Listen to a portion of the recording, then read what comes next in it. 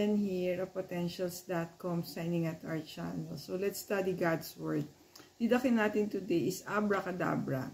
Yung Bible verse niya is from 2 Kings chapter 3 verse 13. My father, if the prophet told you to do something extraordinary, wouldn't you not do it?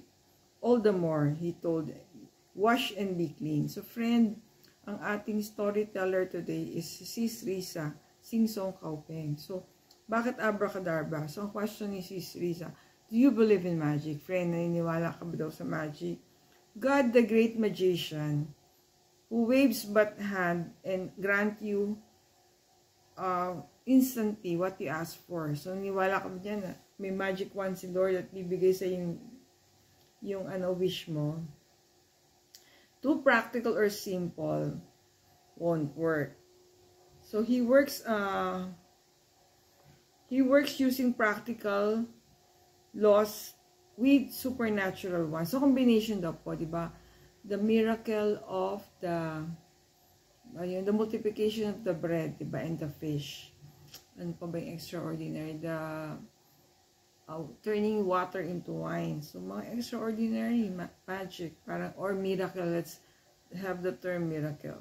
So, si Sis Risa, kunento niya yung journey niya sa breast cancer. So, but right now, hindi niya ni-reveal kung ano yung healing formula niya. Pero sabi niya, 10 years na siyang cancer-free.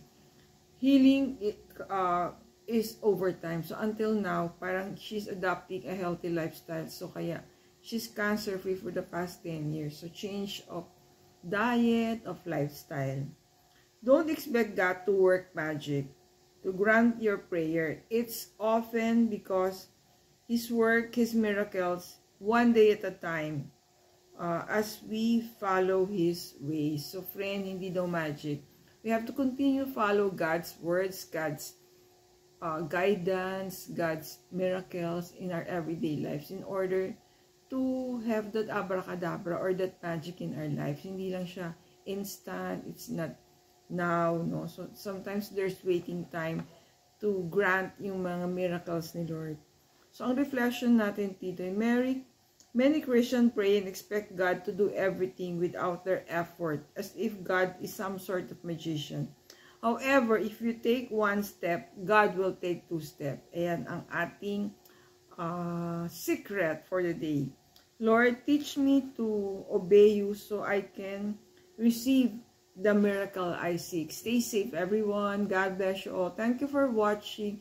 See you in our next video.